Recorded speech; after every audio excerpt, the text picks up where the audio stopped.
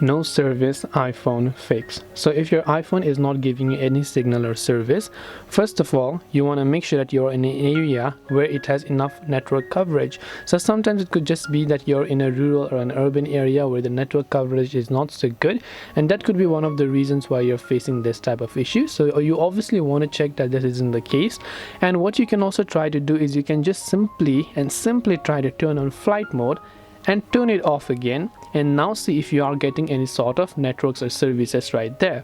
You also want to make sure to simply check your device balance right over here. So depending upon which SIM card or carrier that you use, just make sure to check your device balance and see if that actually helps you.